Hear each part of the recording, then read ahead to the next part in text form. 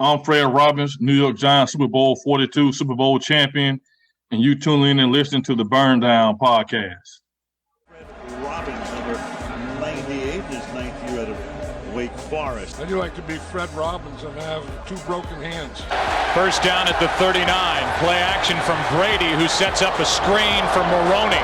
Tries to find a cutback lane, fumble the football, picked up by the Giants. Fred Robbins chugging down the left sideline. The quarterback Campbell trying to cut him off. Robbins down the sideline to the 20, 15, 10, and tackled inside the 10-yard line.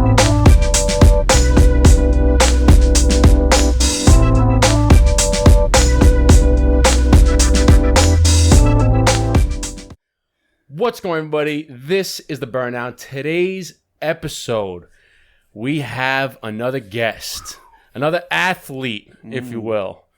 Former defensive tackle in the NFL, 2008 defensive captain of the New York Giants, 2008 Sports Illustrated All-Pro team, and Super Bowl 42 champion. That man is Mr. Fred Robbins. What's going on, brother? What's going on, man, fellas? Thanks for having me, man. It's an honor and a privilege to be on the show with you guys, man. Man, thank you, man. We appreciate you taking the time out of your busy schedule to sit and have a cigar with us here on the Burn Down. It's been a long time coming, man. It's like almost a year we've been trying to get you on, trying to match schedules. Very glad to finally get you on, brother. So thank you. Oh, yeah. Well, let's do it. I'm ready. I know he's eager to smoke a cigar. So let's get right into it. What are you smoking tonight right now?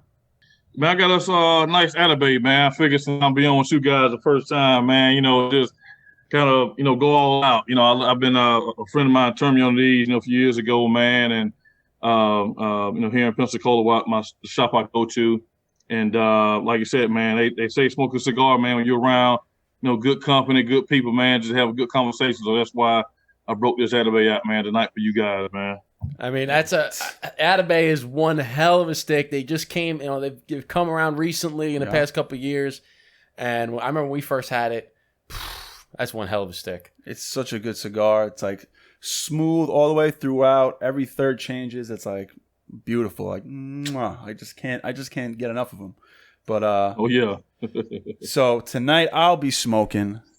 I have here, I don't know if you ever had this before. It's Prometheus the Lounge God of Fire. So this is a 2016 Series B.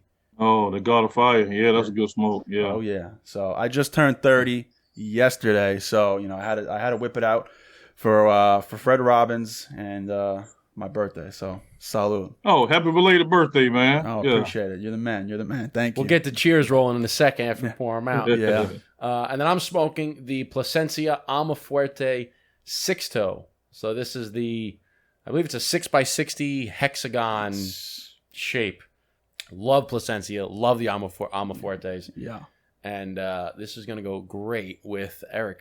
Tell Mr. I don't know if you've ever had this here before, Fred, but this is one of our new favorite bourbons. I don't know if you're a bourbon whiskey guy or what have you, but we love this Angel's Envy.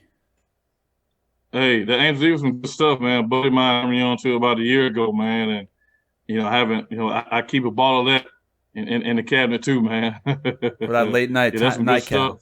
That's awesome.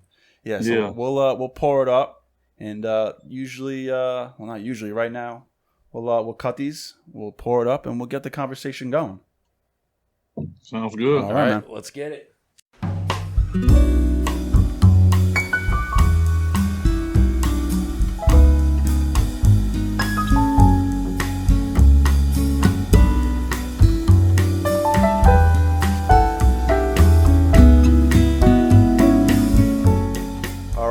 So I should have asked you, Fred, but what are you drinking tonight? Have some Uncle Nearest, man. I made me a whiskey sour, man, with some Uncle Nearest. So that's kind of like my go-to drink as of late. Good stuff, and hey, I enjoy it. You know what I mean? And I became more of a whiskey bourbon guy through the years. I used to be more of a cognac guy, but as I got more and more involved, with cigars, man, I started making the crossover, to more whiskeys and bourbons, man. So, yeah. So I mean, it pairs well, you know what I mean. So it's it's a good drink, and I love it. Yeah, you got it. I mean, once you start getting into cigars, the bourbon, the whiskeys. It's just the flavor notes are just it's just there. They just complement each other so nicely. Were people around you drinking more bourbon and whiskey? Is that how you got into it, or you kind of just wanted to venture off for yourself? I kind of as I got more and more involved with cigars, man, the more I started hanging out more. Going to lounges. You know what I mean, and just meeting people from different places. When I go out of town, and once you get into the lounge, man, people have recommendations. You know what I mean, and so. A lot of times I just, I might see something in the store like, hey, I remember somebody was telling me about this, and I might try it, I might like it, and I'm like, okay, well, look, this some good stuff. You know what I mean? So that's kind of like how I really got more involved with it, man. Just kind of, having those conversations that you never thought you would have with people. You know what I mean? You find a common bond, smoking cigars, and that's what I enjoy about it. And you kind of, you get out of your comfort zone a little bit. You know what I mean? You typically. You get away from what you always accustomed to doing, and that's what I love about cigars, man. You meet people, man, and opens you up a little bit more, like in your social life, and gets you to try new things. Hey, man. Yeah, I mean that's what it's all about too, is stepping out of your comfort zone, right? We always talk about it as growth only comes when you step out of your comfort zone, right? Yeah, so that's the same thing where with cigars and there's so many that they're always coming out with new ones, right? Like the Atabey, that's only been around for a couple of years. That's a new cigar. They're always coming out with new stuff, so there's always good things to try. So since we're on the topic of cigars, when did you first start smoking? What was the first cigar you had? What was that like? The first time I ever had a cigar, man, I was in college. It was they had at Wake Forest, man, had a ritual where when the singers at the last college game, they get the singers a cigar, and I believe it was like a Nat Sherman, you know what I mean? And so I smoked a cigar, and I remember my coach, one of my old coaches, was saying like, "Look, hey, just relax, chill, man. This not, this not a college life type of thing, man. This a grown man deal, you know what I mean?" And so we didn't really understand it at the time, man. We didn't understand the history behind cigars, man.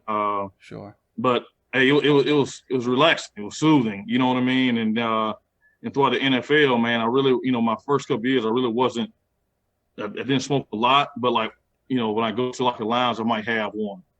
Then when I got to New York, it kind of just really grew into, more of like a habitual thing. You started seeing like, the pleasures of it, not just something that you just do randomly. You really just, when you got some downtime, man, you just want to enjoy yourself, and with good company, you have a cigar, So it's more like a lifestyle, you know what I mean? Cigar smoking, that's how I realize it's more like a lifestyle, not just something casually you do every day. It's a lifestyle that comes with it. Most definitely, man. Most definitely. Did you have any favorite cigar lounges when you were in New York?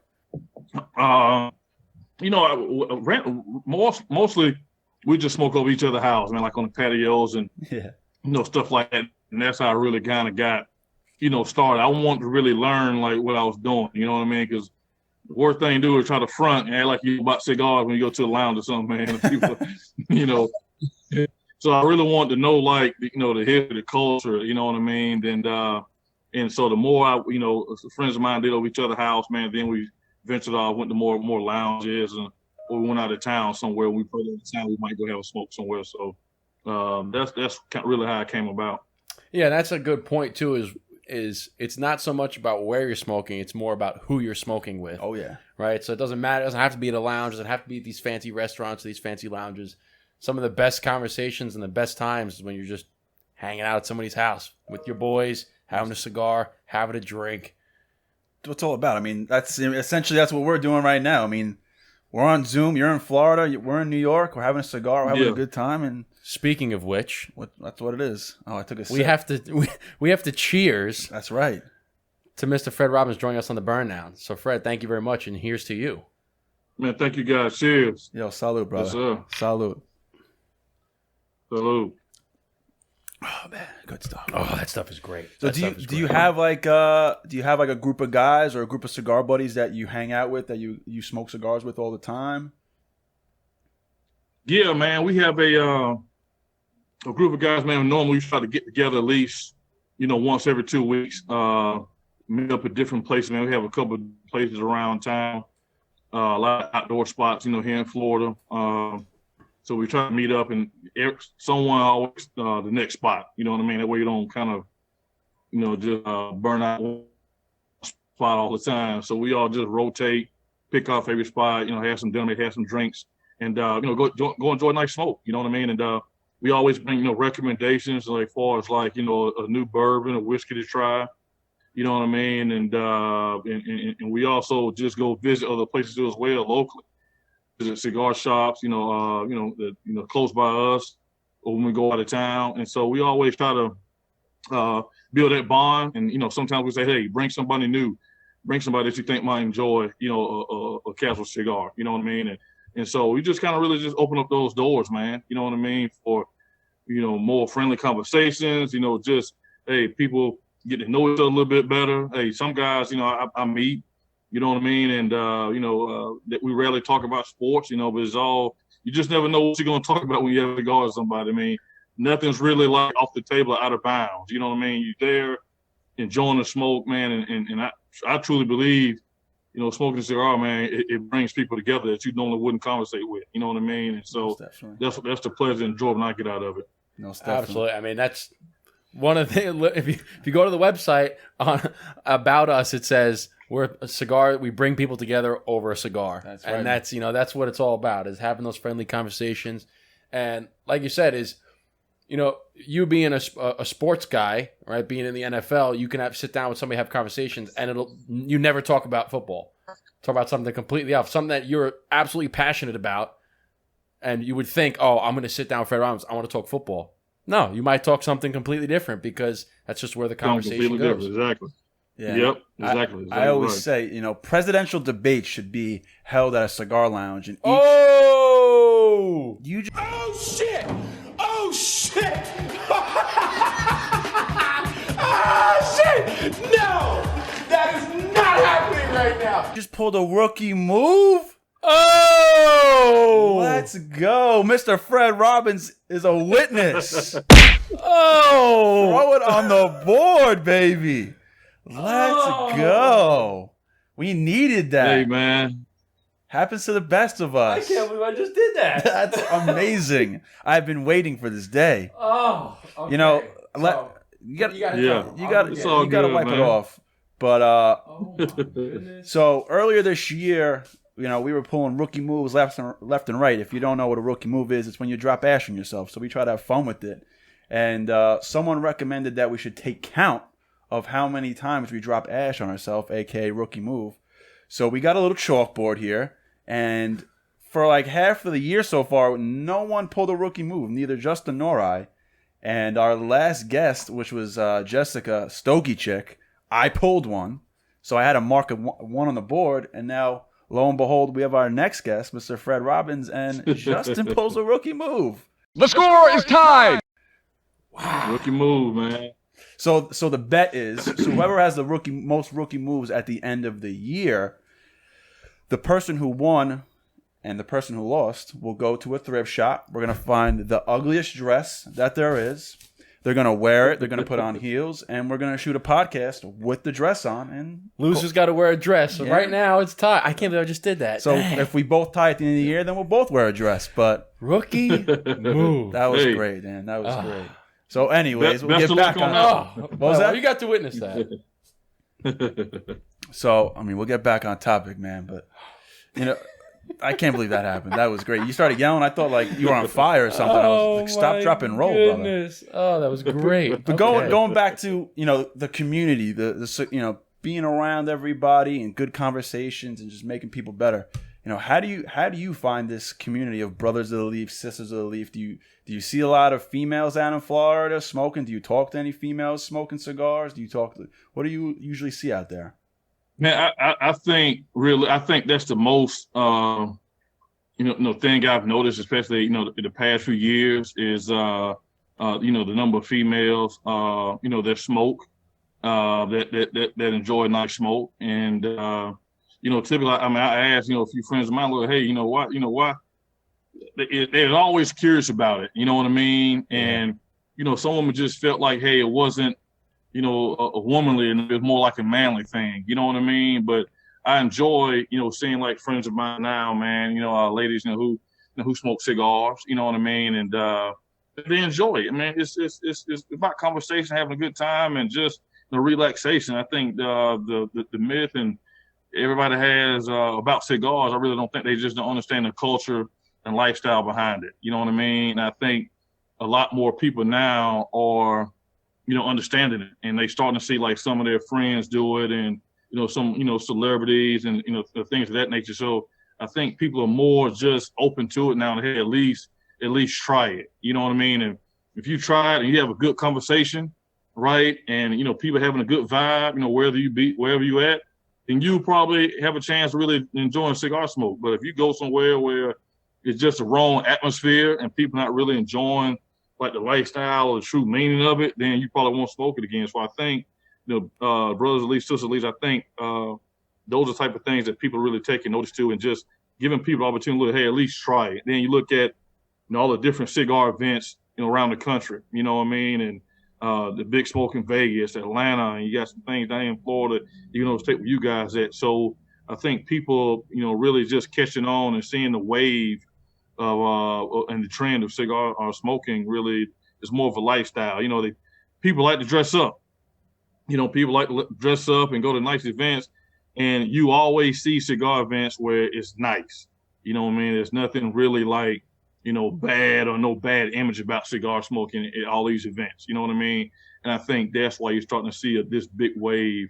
So that's why I thank, the brothers and sisters of Elite for really kind of open up those doors. And even what you guys do, man, like this show, I think that's just really open up the doors to more and more people really understanding what it's really all about. Most definitely, man. So what would you say cigars means to you? Like, what do you get the most out of cigars? Is it the conversation? Is it time to yourself? Is it relaxation? Or what do they mean to you?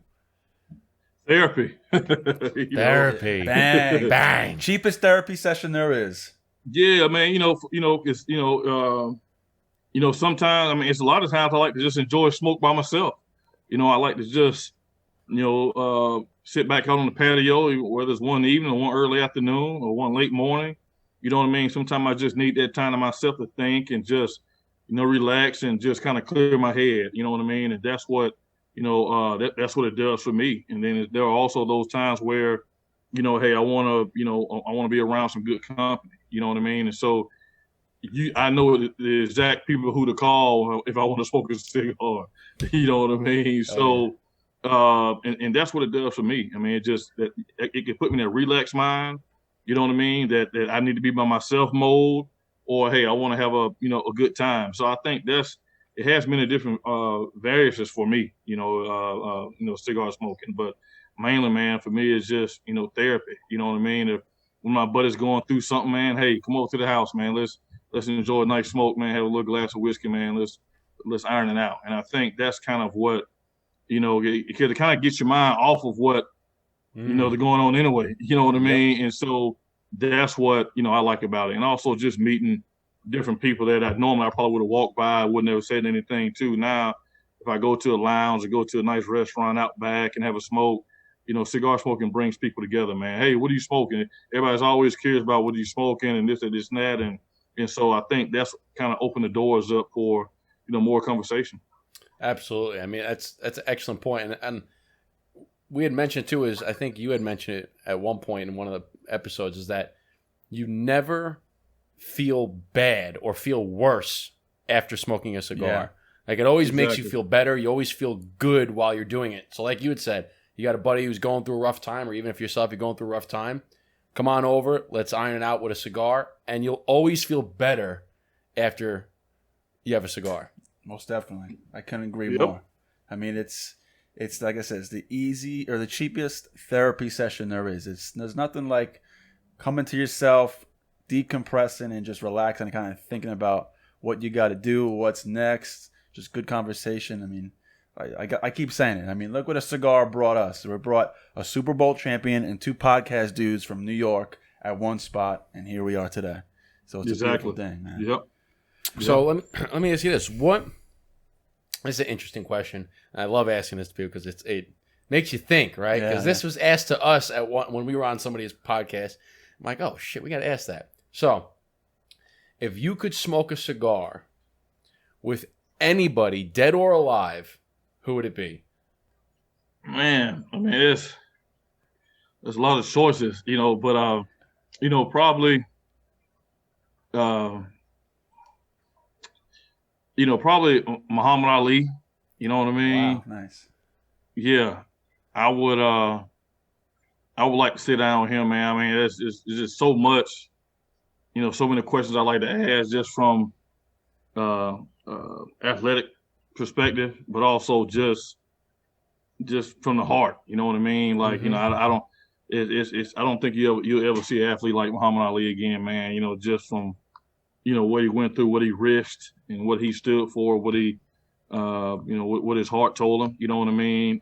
He really did want to help anybody, all walks of life. You know what I mean? And I would just want to sit down and just ask him what was his drive like day to day, knowing all everything you went through, what make you keep going. You know what I mean? But yeah, I would like to, talk to Muhammad Ali, man. I think that's who I would like to. That's a good answer. I would love to hear about his. I mean, I don't even know if he does smoke cigars or if he was an avid cigar smoker. But I would love to hear about his mindset, because all those people, those the greats that go down in history, they all have just a different mindset, right? And he was one of his famous quotes is, I knew I was the greatest before anybody else knew I was greatest, right?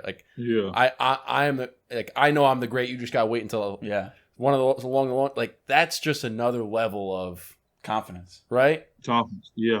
We've gotten some interesting answers. We had I liked another response. We had Ben, who is sister and smoke on Instagram, and she said Tupac. Yeah, and she was like, man, I just want to hang out with Tupac and have very similar to you, understand his philosophy and his mindset, and we're gonna be drinking this all day. He's smoking an LFD double Ajero. She was getting into it, he's naming the cigar, the alcohol that they would be drinking, and and she's like, we're gonna be in the lowrider, we're gonna be doing this. I'm like, man, have you thought about this before? And she's like, no, it just all came to me. But then that's really what inspired us to ask that question, because her question was so in depth, and I was like, damn, that's pretty interesting. She was going, I'm like, what cigar would Tupac smoke? And she's like, oh, LFD double Ajero. That's the first cigar I'm giving him. We're going to be talking about life. We're going to be talking about this.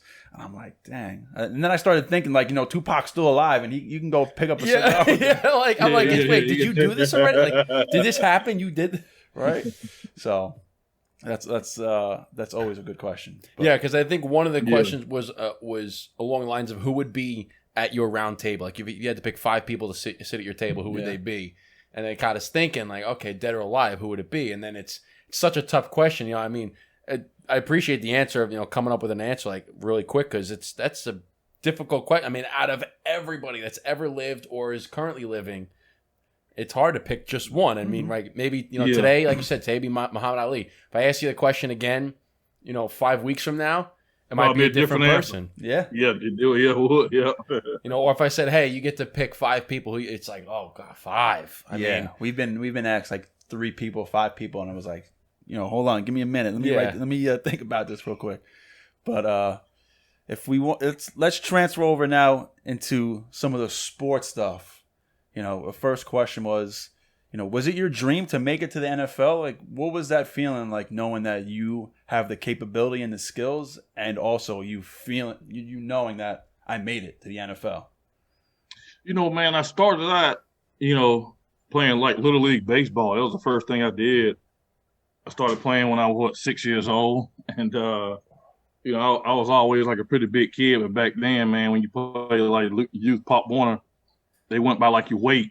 So when I was 7, I would have had to been playing with 13, 14-year-old kids. You know what I mean? So I played baseball, man, and initially, man, up until high school, I wanted to be a professional baseball player, and I didn't start playing football until I got to high school. I played 9th grade, and I liked it. You know what I mean? And I didn't play at all my 10th grade year. And then I hit a growth spurt, and I went back out again my junior year in high school, and that's when I really excelled. And started getting a lot of attention. I was always a pretty good student. You know what I mean? So things started happening, fairly quickly for me in high school. And, that's when I really started loving football. Like, my 11th grade year, like in high school, and, after my 11th junior year, man, I had already passed the ACT, I already had my grades. So the only thing I had to do was just stay healthy and, and play good my senior year, which I did. And Wake Forest, that was the only school that was kind of recruiting me that initially told me, look, hey, you can play football and you can play baseball. And so my favorite athletes at the time were like Bo Jackson and Deion. They were both multi-sport guys. So like, hey, I'm gonna be another two-sport guy. But I didn't realize like how recruiting works. They'll tell you anything, man, just to get you there. But when I got to Wake, man, I enjoyed it. You know what I mean? I started really enjoying it. A lot more. I was getting really good at it, and so hey, and things worked out for me. Yeah. Mm-hmm. That's beautiful. Yeah. So that's kind of where, football kind of, grew on me. And especially like, my last year in high school, my senior year, I back up a little bit. I used to write in people's yearbook like, you will see me in the NFL. You know what I mean? I was that dedicated, you know what I mean? And a lot of friends of mine stayed close to home, went to college close here, but Wake Forest was 10 hours away. And I wanted to kind of get away from my hometown. I want to go as far away as I could, man.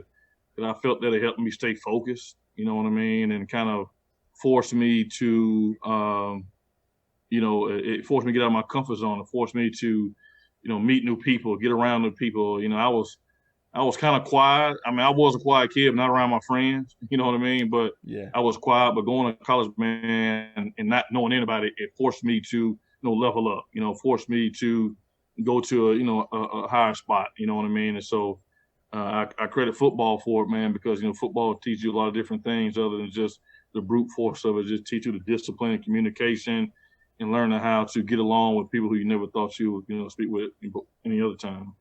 Yeah, I can relate to what you're saying, how football, helped you come out of that comfort zone of not really talking to people and then being on the football team, right? Because I played basketball in college, and I always say that being on a team helps you because you're not knowing anybody when you go to college. You are already part of a team, so you already have a group of guys that you can relate to.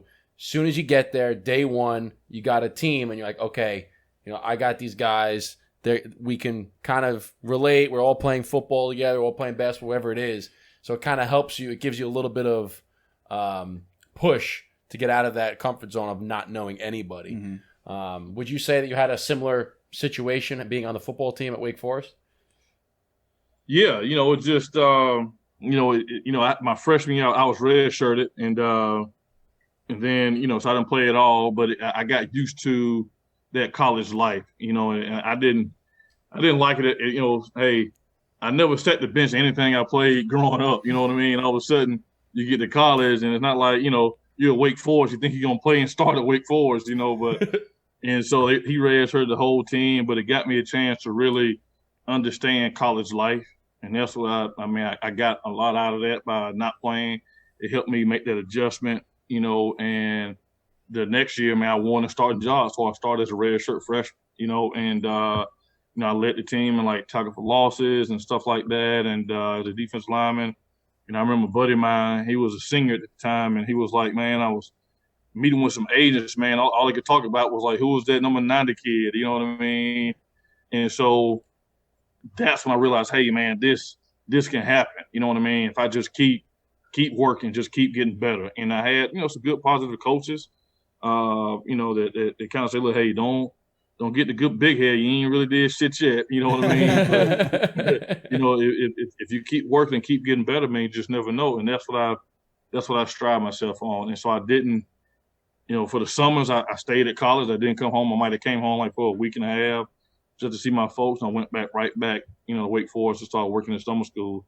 And because when something's that close, man, you know what I mean? It's something like a dream that I always had, you know what I mean? And the people who believed in me, I didn't want to let them down. I got a big family here, you know what I mean? And everybody was, rooting for me, cheering me on and whatnot. And I didn't want to let them down, man. And so that's what I just, kept the focus, you know what I mean? And hey, everything worked out. So what was the feeling when you made it? When you got called, when your name got called, you got the contract. Yeah, what was that feeling? Like, what was the first thing that you did when you said, "Yeah, I made it"? Man, it was crazy, man. Because I tell you a funny story. Like I was, at Wake, and I played in the Senior Bowl down in Mobile, and the Carolina Panthers they were coaching me in the Senior Bowl, and so they're like, "Hey, look, we love you, man. We're gonna draft you. And if you're around, we want you to be a Carolina Panther." And it was right there by Wake Forest, less than an hour away. So I'm like, wow.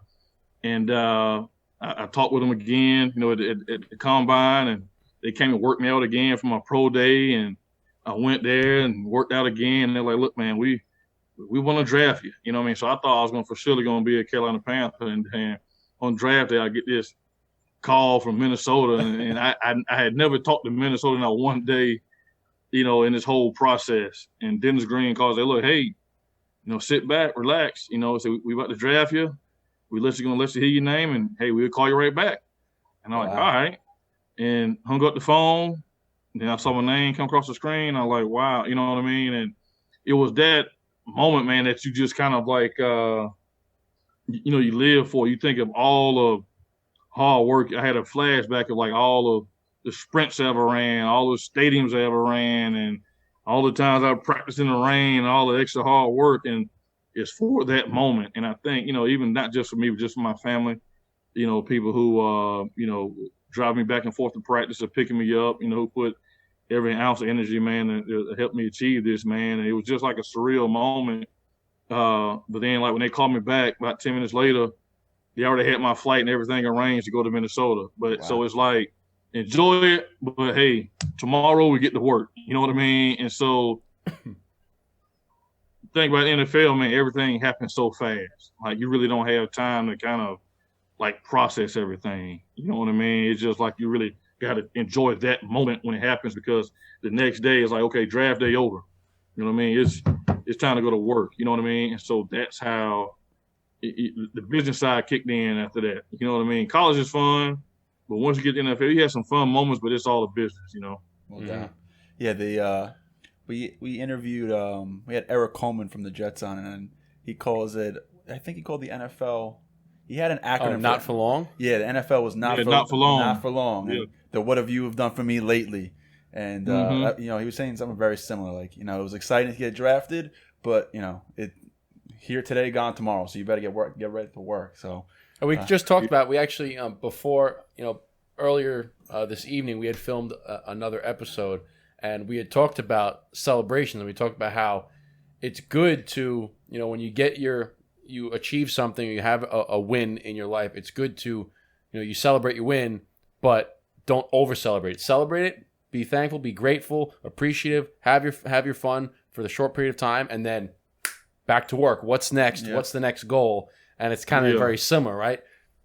You appreciate it, you celebrate it in that moment, you take it all in. It's like, all right, time to get to work. Yeah, man. Time to get to work. Exactly right.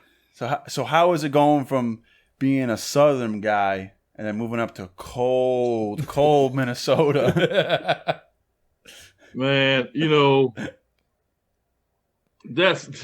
go from complete opposites. You go from Florida to Minnesota, man. There's no gray areas. You know what I'm saying? And I had to get used to it, man. Like Minneapolis is a beautiful city, man.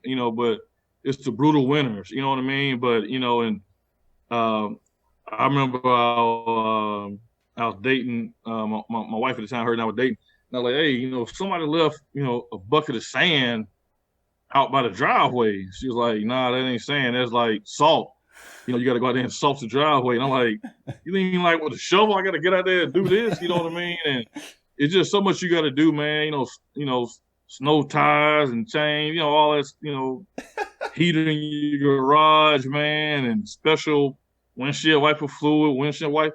It's just too much you got to do, man. You know what I mean? But it was brutal. And then also to play in Minnesota and have to play in places like Chicago at that time, like Chicago and Green Bay, in that division, man. I'm like, and I was like, oh my goodness, and and the Green Bay and Chicago, they both had outdoor stadiums, man, and we always played them around December. You know what I mean? So, but hey, that's part of what the game is about, man. You know what I mean? And but I enjoyed Minnesota outside of the brutal winters. I mean, it's beautiful.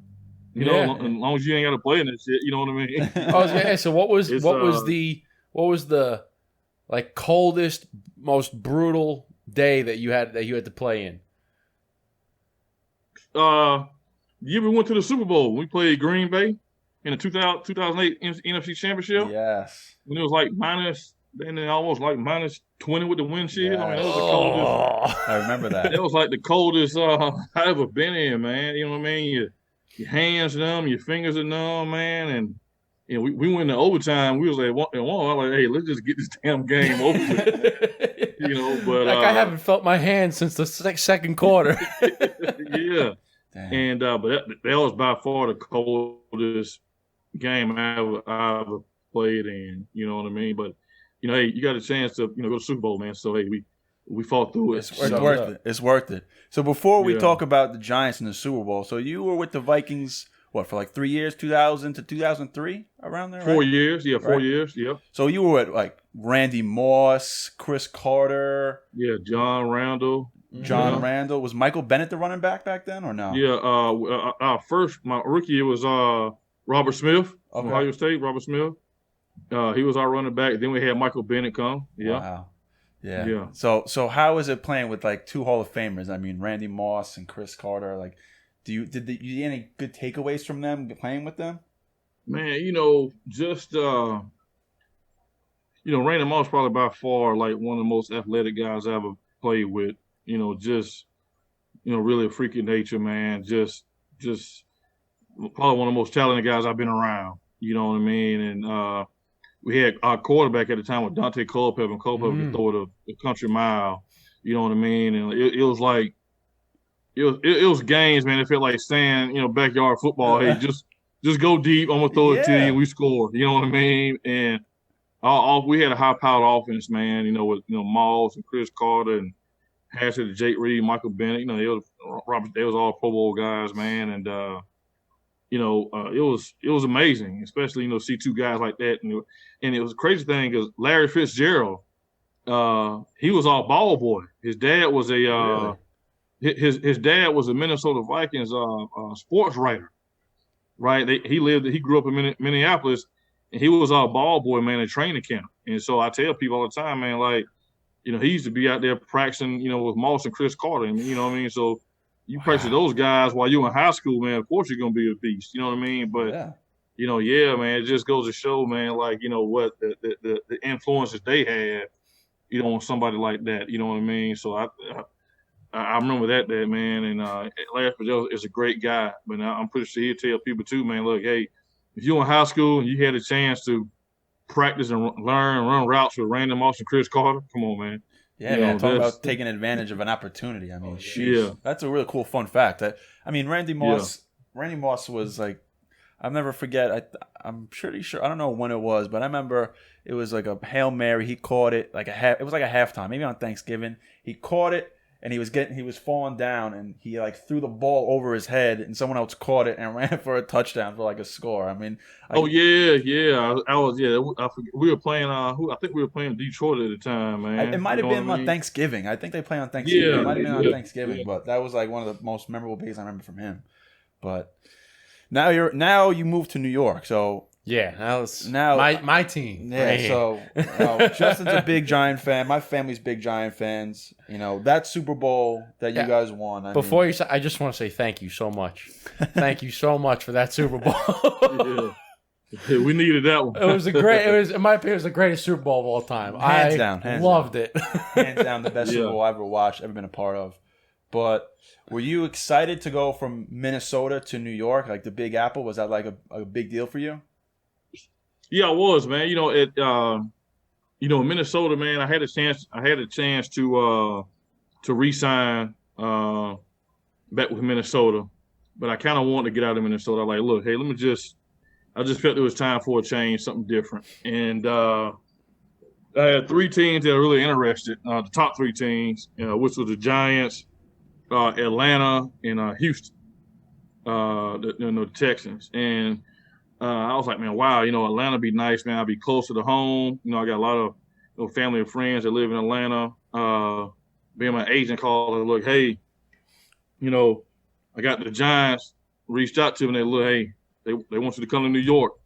You know what I mean? And he told me, said, look, if you go there for a visit, you're not going to leave.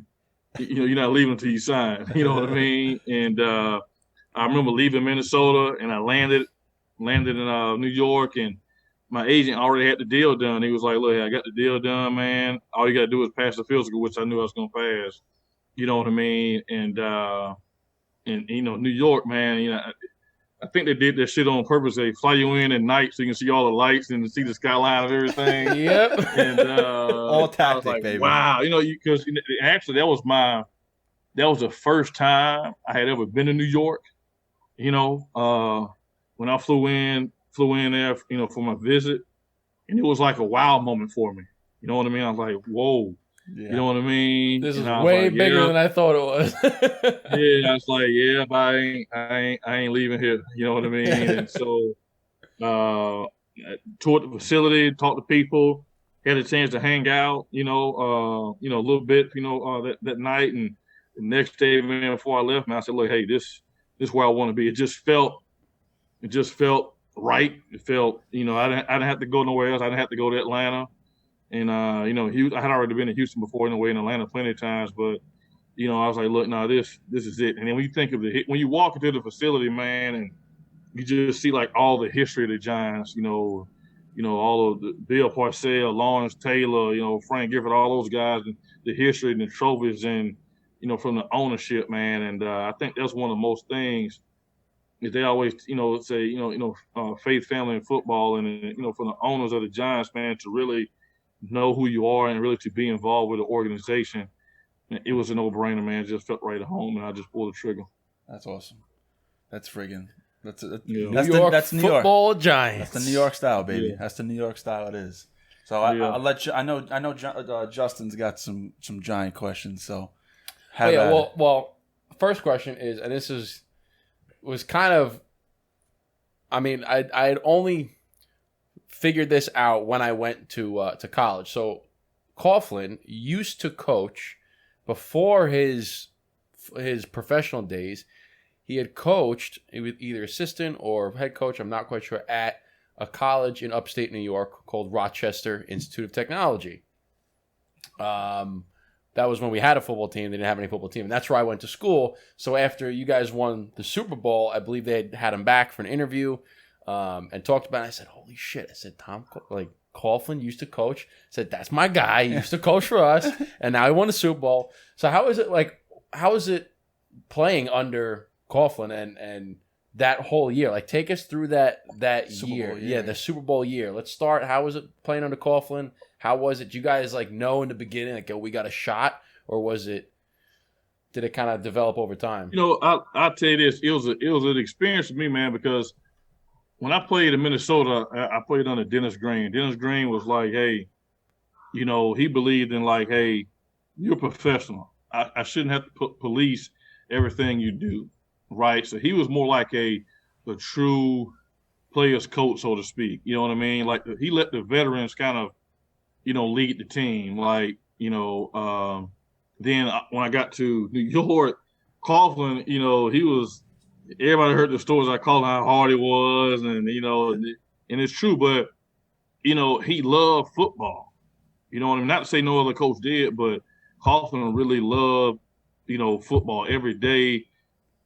Early, man, he was like, look, how can we get better? You know what I mean? How can we? He just strived to that, and I think it took a lot of the time for guys to kind of really buy into that. You know what I mean? Guys knew we are pretty good, but as a group, we were good, but once we came together, we became great, and I think that year we won the Super Bowl is, before then we were all football, right? But that year, I remember we did something different as a defensive line. I got a defensive line coach at the training camp. He said, look, hey, every night in training camp, he made a different defensive lineman stand up and talk to the guys for about 10 minutes. Tell us something about yourself, not football related. You know what I mean? And it taught us something, man. I could sit here and tell you like what Strahan and Tuck and Ozies and Cofield, what's their favorite pass rush move, but we didn't know each other off the field, right? So guys really just found out a lot about each other that year. You know what I mean? Like where we come from, our background, some adversity that we faced, or how we overcame a hardship. So now you really learning about somebody. And so now when you playing on the field, I might know why, for example, if Cofield wasn't playing well, now I know him on a personal level. I know he's probably going through some stuff in his life. Now I know how to come at him to pick him up and lift him up a little bit better than just dog cussing him out if I know he just ain't performing.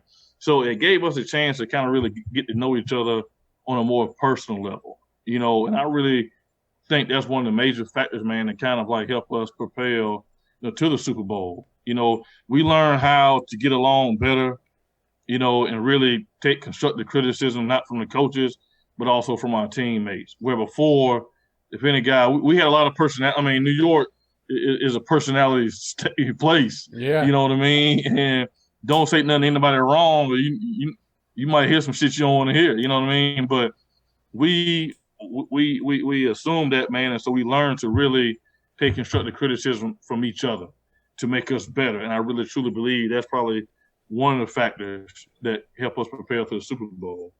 Yeah, it's a good point, because it kind of before, like you had said, before you guys got to know each other, you were teammates. But then after you get to know each other, now you guys are brothers. And you transition from that teammates to brothers, and now it's like, no. That's a huge switch. Like, it's a huge switch. It's like going being like a friend to like a brother. And like you said, once you're in the trenches and someone's struggling, them on a personal level, you can really get deep and talk to them and kind of get on a personal level with them why they're down and kind of pick them up, as opposed to saying, let's fucking go, you piece of shit, and like yelling at them. You know what I mean? Mm-hmm. So I could totally see that, because I played football all throughout high school. And my coaches always made sure that we got to know at least 5-10 guys on our team, because we were all from all over the place. But it was like, we're not going to get anywhere if you don't know who you're playing with. Yeah, you know their name, you know where they're from, but it's kind of like, remember the Titans, where they're sitting in the dorm rooms and they get to know each other. Like that's how you become a team. Oh yeah, you're a family. Yeah, because some people respond differently to different types of criticism. Like some guys, you can get in their face, like you said, just cussing at them, screaming, yelling, and that's how they respond, because it lights a fire. And other guys, you might do the same tactic, and that may just push them even further down, because they don't respond that way. Yeah. And you won't know that until you actually get to know who they are as a person. Exactly. And Coughlin did the same thing, man. I remember, that year, man, I remember, we were supposed to have a practice, man, out there in training camp, and we got out and Coughlin was like, hey, no practice. We're going to putt golfing. You know what I mean? So, that must have been a sight. You go all like 45 big-ass guys all playing putt-putt. Yeah, he was like, what the hell's got in the coffin? You know what I mean? But for us, it was like, look, he's trying. You know what I mean? He's trying to open up. He's trying to, do something we'd appreciate, and we recognized it. And, we responded, you know what I mean? And I think that's what he needed to do. It's kind of like, look, hey, we know you love football, right? But let's enjoy this, right? Let's not be all harsh all the time. Let's enjoy, having fun, at the same time as working hard. And that's what we took from him. That's how we responded to him, man. You know what I mean? He lightened up that year, you know what I mean? I mean, not from coaching, but just opened up more, showed us a different side too as well. Wow. So we got to ask, tell us about it. How was it? Yeah, you make it to the Super Bowl. You got to play the undefeated, high-power offense New England Patriots, and you guys hold them to 14 effing points in the Super Bowl. I mean, what was that like? Like, what was the game plan going in? Like, how did it feel when you're watching the timer go down? You're like, we fucking did it. Yeah. We played them like the last game of the season, the regular season.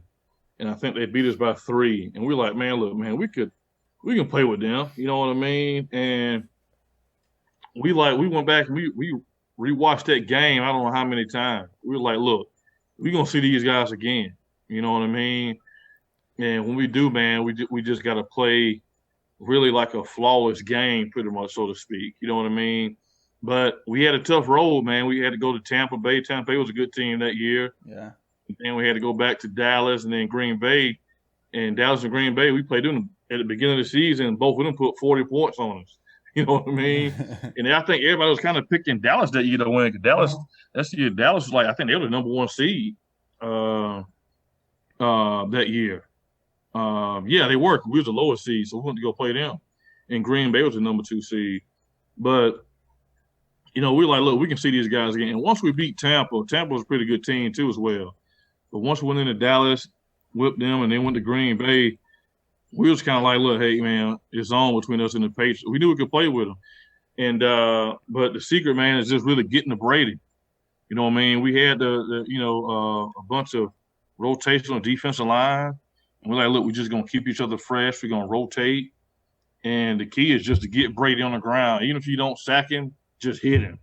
If you're around him, just hit him, rattle him up. And if you can get to Brady, man, without blitzing, you can win, you know. And the game plan wasn't to like, look, hey, you're not going to shut him out. You know what I mean?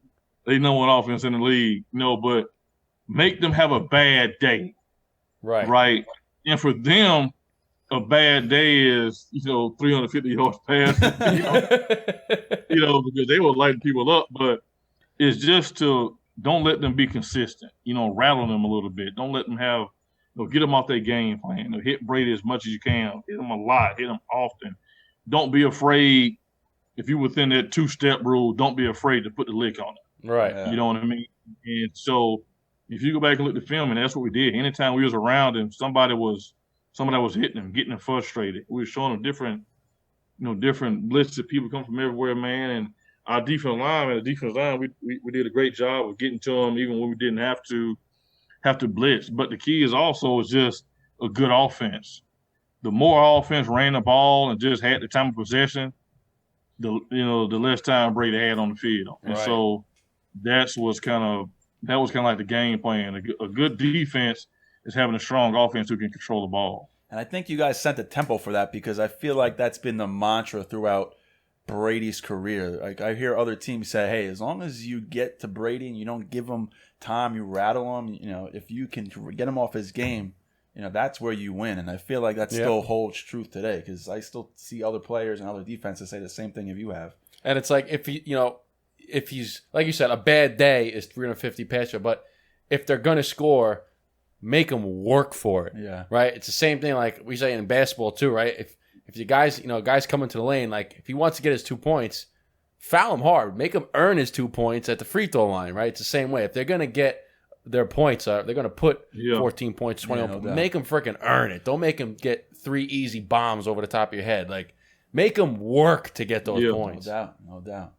Yeah, because you look at it that year, man, they was just sending Moss deep and Wes Welker just coming underneath. You know what I mean? Like, look, don't just give them a 60, 50-yard touchdown pass. Like you said, make them work for it. You know what I mean? And the more we have them on the field, the more we can hit them and the more chance they have of making a mistake. And also, we just had to play a flawless game on offense and special teams. We had to win, time of possession, win the turnover battle. And they had a great team, man. You know what I mean? They had a great team. But we did everything right. We did everything right to have us win the game. They played a good game, but our defense stepped up and offense did a hell of a job controlling the clock. Yeah. I mean, they had a great team, but you guys had a better team. Yeah. So speaking of that, what was your feeling? Like so this is the last drive. You're on the sideline watching this unfold. 3 things. What was your feeling watching Eli Manning elude all those D linemen before not getting sacked? Then David Tyree, catching that infamous helmet catch, and then Plexico scoring it in, and now you guys ultimately won the Super Bowl. Like, what was that train of events and that range of emotion you were feeling? Man, that's why I attribute Coughlin. Coughlin studied everything, right? He studied. We would watch the tape like the night before games of like how the game ended for everybody else the week before, right? We would watch a cut up like of the referee. So if you were a line judge, Coughlin would give us a scout report on you. Okay. Wow. This how many flags he's thrown. This is why he's thrown the flag. So I know going into a game, if you're a line judge or a back judge, what you looking for. Right? That's smart. And so that's how Coughlin was wired, and the Eli play when he got away, they actually practiced stuff like that because it happened. I forgot which team it was, but it happened to another team. But the tip was, as a defensive guy, don't ever give up. Like regardless, just wrap him up, hold him, take him back until the referee blows the whistle. Right. So we watched that tape, and then Coughlin had the offense practice that, like practice a scramble like what Eli was doing.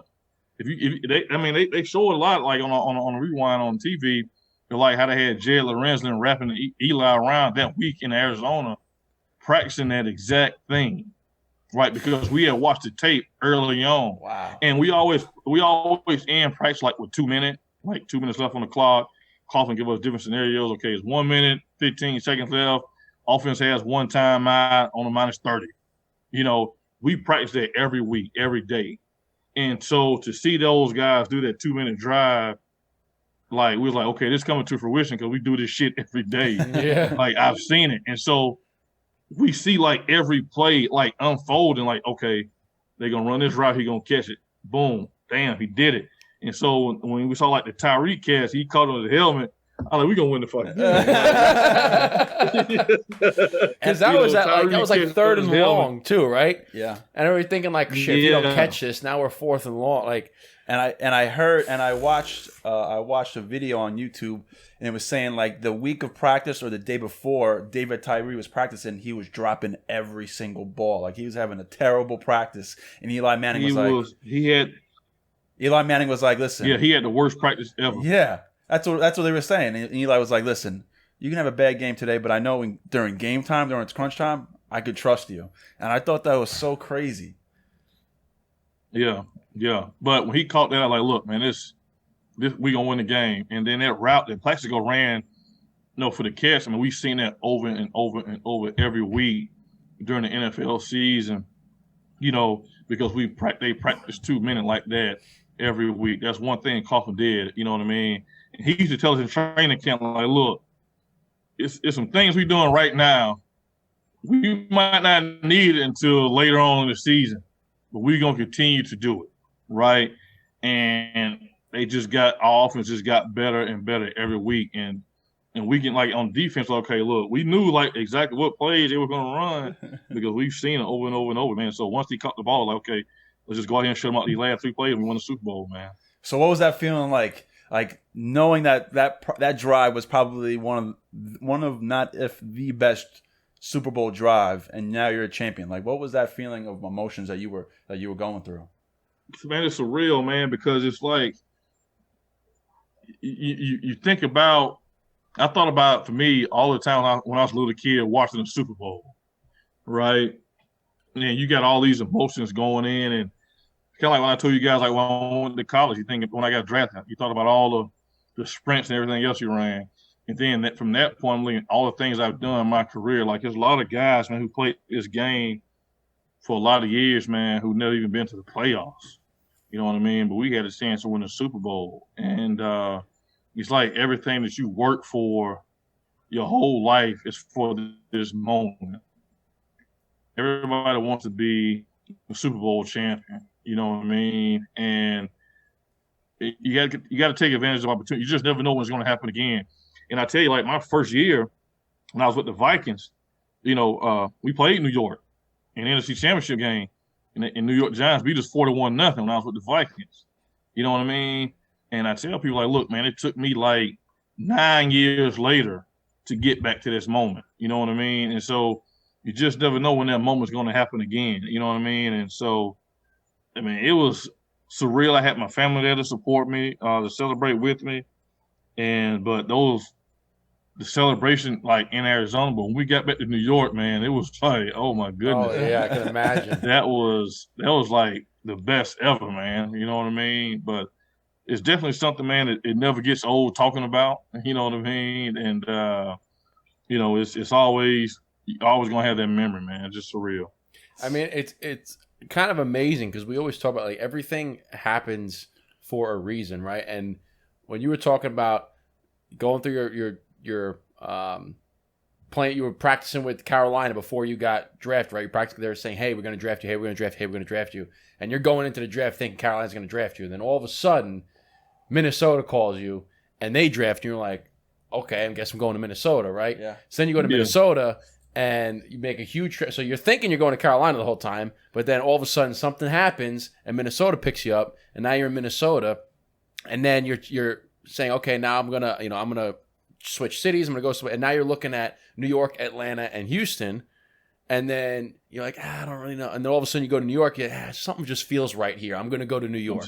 Yeah. And then sure as shit, you win the fucking Super Bowl. It's like, it's just amazing how you could have ended up in Carolina and went with a totally different route, but you went with Minnesota, got spanked by the Giants, and then ended up at the Giants because something felt right. It's amazing how things happen. That's what I tell some, guys I work with now, man. Like, listen, man, at some point you just got to trust the instinct. Like the NFL, man, it's not for long.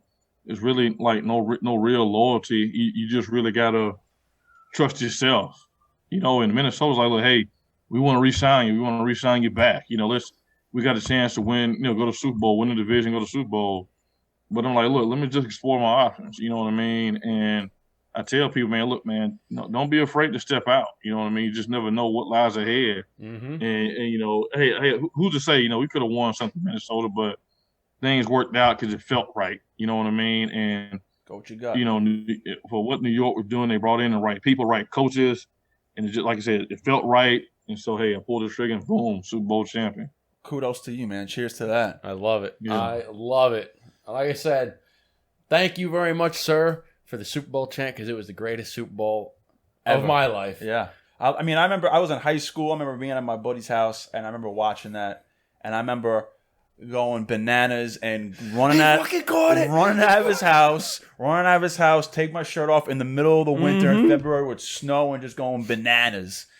So the fact that we have someone who was a part of that on our podcast is truly humbling. So I remember that because my buddies, the guy I grew up with, he lived next door to me, and his father was, may he rest in peace, but he was an avid Giants fan. And every game, he used to put on every piece of Giants clothing that he had. I mean, sweatpants, socks, slippers. He had two hats. He went one forward, one backwards. And I remember when he caught it, he goes, he caught it. Oh, he caught it. Everybody was going nuts. Everybody's going crazy. And then Plexico scores. We're like, everybody's just going crazy. I mean, we're going to beat the Patriots. Yeah. I can't imagine actually being in that game and knowing that it feels like. But, because it was crazy, man. The week we were in Arizona, it was like nobody gave us a chance in hell. I remember, we were hanging out, in Scottsdale, a couple of days, a week before, and they were having like victory parties for the Patriots, Super Bowl parties, and flyers and shit already made up. We're like, what the hell? And it just really because you guys were. What'd you guys go regular season? You guys were 9-7, right? You guys were a wild card, I believe, right? You guys were like complete underdogs. We were the number 6 seed, man. We were the 6th seed. You know what I mean? And so, I think we finished 10-6. We finished 10-6 with a 6th seed, and nobody gave us a chance in hell even then, man. You know what I mean? Because we beat number 3, the Buccaneers, and we beat number 1 Dallas and number 2 Green. So we beat the top 3 seeds that year. You know what I mean? And it was just, things went our way, but we played a hell of a game. You guys played a perfect game. The Patriots didn't have an off day. We just outplayed them. You know what I mean? We had them rattled. They was frustrated, cursing at each other on the field. And once we saw that, man, we knew we had them, and we just kept applying the pressure, man. So what do you miss about being an NFL player? Yeah, I think, man, just the the camaraderie, man, being around the guys, you know what I mean? Not the football, like day-to-day stuff, but just, like the locker room, the plane rides, just, chilling in the hotel with the guys, you know what I mean? The away trips, you know what I mean? You really miss, that camaraderie, brother, because, we spend a lot of time with each other, man, day in and day out, you know what I mean? And you just never know when things are going to, guys take a different route, injuries, guys retire, guys get cut, you know what I mean? So you really got those relationships that you built, man, you know what I mean? We all keep in touch. We got a D-line group thread, man. We chat every day. We send each other funny memes or say something crazy, you know what I mean? But it's a testament of, what we went through that year, you know what I mean? When guys got to know each other, now we know each other more like on a personal level. Guys are a lot more involved with each other, man. We support each other, on and off the field. We always keep each other up to date, things are going on. And so that's what I miss, man. Just those fun, good times we had, Most definitely. That's what I miss about too. Playing sports, you miss that camaraderie, you miss that brotherhood with everybody because you spend a lot of time with them and you have all the inside jokes and like, man, there's nothing like being on a sports team and you guys actually enjoy being around each other and can grow together, and it's a very unique experience for sure. So I think what has it been? It's been over an hour. Yeah, so we thank you for about over an hour of your time. Man, thank you guys. Well, usually we give you the red carpet at the end of the episode, so we know you have a foundation, Mr. Robbins Neighborhood. So please tell us what we could do, what people could do for Mr. Robbins Neighborhood, and anything else you got going on. Yeah. So my wife and I, we started this nonprofit, really just to give back, to my hometown community, and just kind of, expose some of these up and coming, youth athletes, the business of sports, I mean, right now, the business of NFL is already in college. Now it's in high school, you know what I mean? And just kind of letting these kids, be aware. I want to take every tool, everything I've learned throughout my professional career and kind of educate these high school athletes with it, and it started just with education because where I'm from, Pensacola, at one point we had like the lowest graduation rate in the state of Florida. And so, but we have a lot of guys, from my hometown who made it to the NFL, like Derek Brooks, Emmitt Smith, Trent Richardson, Doug Baldwin, a lot of guys, man. Yeah, we got Josh Sinton, Green Bay Packers, man. So we got a bunch of guys, man, from this area. Dominic Hickson, Really? Him and I went fishing the other day, but I saw that on the gram the other day. You posted it, I think. Yeah, so we got a lot of guys from this area, man, and I really wanted to push that education tool back into sports and getting these kids more educated, and also not just with sports because it's only select few make it, but I'm not trying to kill your dream, but I'm gonna show you other opportunities too as well, other career paths, and so we got a lot of support, and it started in my hometown, but now I'm just trying to take it, nationwide. I had Brandon Jacobs come down last year before COVID. He came to my camp and spoke to kids, and he wants to adopt the program and bring it to Atlanta. Nice. And so that's what it's all about, man. Just kind of connecting those resources, man, and just like what we do in the cigar world, man, just doing it on a smaller scale with these kids, man, these youth, these athletes, and just kind of showing them, especially now with NCAA came out with their ruling, they ain't imaging likeness, they can start, kids can start profiting off of that, man. But if kids don't know, they don't know. And the parents don't know as well, they don't know what to tell them. So just kind of expose my black book to them and give them all the resources they need to, to be more successful, man. And whether it's my community here or whether they move and go away to someone else's community, I want them to be, just pretty much, proactive citizens, man. That's awesome, man. It's a great deed you're doing. So we appreciate that. Yes, absolutely. Yeah, thank you guys. Well, Mr. Fred Robbins, thank you again very much for your time, for taking the time out of your busy schedule to join us here on the Burn Down. We had a blast talking to you, getting to know you. We loved it. It was a wonderful conversation. So, with that being said, yeah, man, let's send it off. Cheers to you, Fred. Cheers to you. Cheers to be on the burn Cheers, down. guys. Salute, my man. Thank you for your time. Hey, I wish you guys all the best, man. Continue doing the good work you guys do, man. I'll be watching you guys. You're the man, man. We Thank you so appreciate much, it. brother. Thank you very much. Cheers.